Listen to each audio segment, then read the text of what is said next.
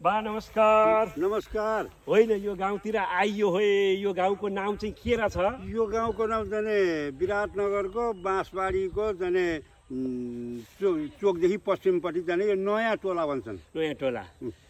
यो जिन्दगी ओइलायो सानी, हेर्दा हेर्दै गयो जवानी।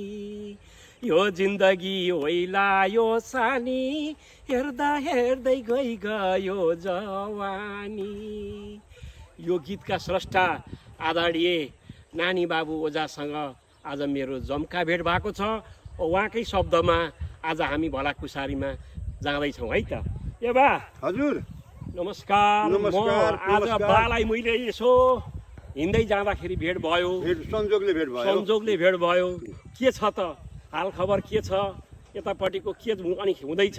यतापट्टि चाहिँ राम्रैसँग अब बसिएकै छ। अब बुढाबुढी भइयो, अब यो ओइलाई गयो, सानी ओइलाई गयो, अब यस्तै त हो नि, के गर्नु। यो गीत चाहिँ हजुरले कति सालमा निकाल्नुभयो? यो कसरी चाहिँ आफूलाई मनबाट फुरेर आयो त बा? यो मनबाट फुरेर आउने चाहिँ घुम्दै जाँदाखेरि कता कताबाट चाहिँ घुम्दै जाने आयो जाने 50, 55, 60 सालतिर कता हो। हजुर हजुर, एकचोटि सुनाइदिनु न त हामीलाई। एकचोटि बसी हजुरको शब्द लयमा बसी उठेर नाचेर हुन्छ कि कसरी हुन्छ? यो जिन्दगी ओइलायो सानी, हेर्दा हेर्दै गयो है जवानी। यो जिन्दगी ओइलायो सानी, हेर्दा हेर्दै गयो है जवानी। कालो कपाल सेतो भयो, फुले जुगादारी, हिँड्न सक्ने शक्ति छैन, टाढा भयो बारी। मुख पनि थोते भयो, गए सबै दाँत, सधैँभरि गला लाग्छ, निलिँदैन भात। यो जिन्दगी ओइलायो सानी, हेर्दा हेर्दै गयो है जवानी।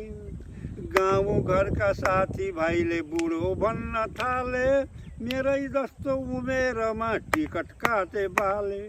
टाउको पनि सधैँ दुख्छ नसा चर्काएर, घरमा सबले हेर्न थाले आँखा फर्काएर।